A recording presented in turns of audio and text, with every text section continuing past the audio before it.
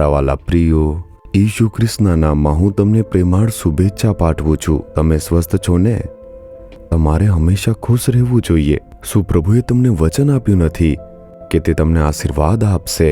તમને શું જોઈએ છે? તેમણે કહ્યું છે ને કે જો તમે માંગશો તો હું આવીને તમને આશીર્વાદ આપીશ. તમારા ઘરમાં આવીને આશીર્વાદ આપશે. તે તમારી ઓફિસમાં આવીને તમને આશીર્વાદ આપવાના છે. તે તમારા વ્યવસાયના સ્થળે આવશે અને તમને આશીર્વાદ આપશે. શું તે સર્વશક્તિમાન પ્રભુ નથી? તે જે કહે છે તે કરશે. તે તમારી જગ્યાએ આવશે અને તમને આશીર્વાદ પણ આપશે. આનાથી મોટો લહાવો શું છે? તેનો વિચાર કરો અને પ્રભુની સ્તુતિ કરતા રહો. તમે નિરાશ કેમ છો? હે પ્રભુ, તમારી સ્તુતિ થાઓ. તમારા વચન માટે તમારી સ્તુતિ થાઓ. પ્રભુ, તમે વિશ્વાસુ પ્રભુ છો. તમે મારી સાથે છો, મારી સાથે આવ્યા છો. તમે મને આશીર્વાદ આપશો. આમ કહીને પ્રભુની સ્તુતિ કરતા રહો અને આનંદિત રહો. ના, મેં જેમના પર ભરોસો કર્યો તે છોડી ગયા. હું તેમની હવે અપેક્ષા રાખતો નથી. તે મારા હાથમાંથી હવે નીકળી ગયું છે. હવે શું કરવું? ડૉક્ટરોએ અમને છોડી દીધા છે. તેઓ કહે છે આનાથી વધુ અમે કશું કરી શકતા નથી. દવામાં કોઈ રસ્તો નથી. અમે એવી સ્થિતિમાં આવી ગયા છે કે જેમાં અમે ત્યજી ગયા છીએ. હવે અમે શું કરીએ? શું આમ વિચારી રહ્યા છો? પ્રભુ શું કહે છે તમે જાણો છો? યશાયા 62 અધ્યાયનું 12મું વચન, તું શોધી કાઢેલું ન તજાયેલ નગર કહેવાશે.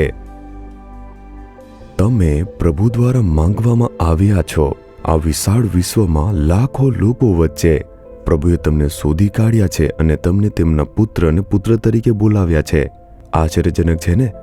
આવા મહાન પ્રભુ જેમણે સમગ્ર વિશ્વનું સર્જન કર્યું, તેમણે તમને શોધ્યા છે અને તે કહે છે કે તમે મારા પુત્ર છો, તમે મારી પુત્રી છો. આનાથી મોટો વિશેષાધિકાર શું છે? તમે તર છોડાયેલા નથી, તમને છોડવામાં આવ્યા નથી.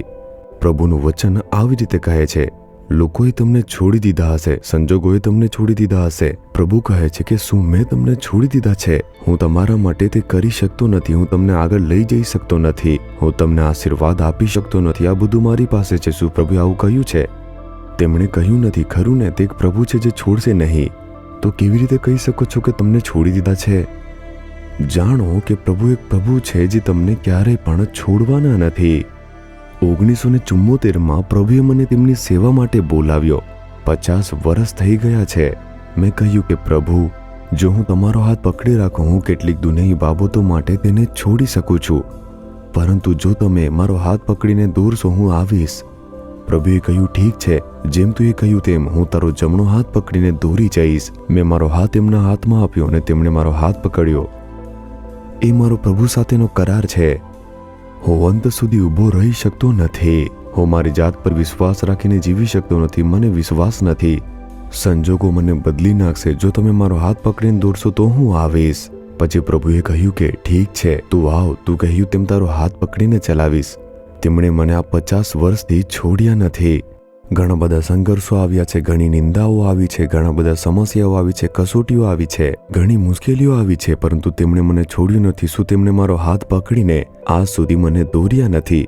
તે પ્રભુ છે જે મને ક્યારેય છોડતા નથી. હું તે જાણું છું. મેં તેમની ભલાઈ ચાખી છે, એટલે જ હું કહું છું. તે એક જ છે જે આપણને ક્યારેય છોડતા નથી. જો તમે દૂર ઊભા રહો, કહો કે પ્રભુએ મને છોડી દીધા છે, તેનો અર્થ શું છે? તમે પોતાની જાતને સમર્પિત કર્યા જ નથી.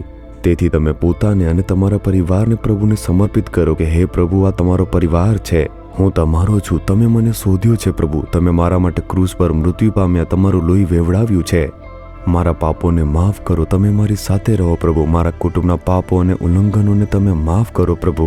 અમારી સાથે રહીને તમે અમને માર્ગદર્શન આપો પ્રભુ. જો તમે પ્રતિબદ્ધ કરશો, તે તમારો હાથ પકડશે. તે પ્રભુ છે જે આપણને ક્યારેય પણ છોડતા નથી.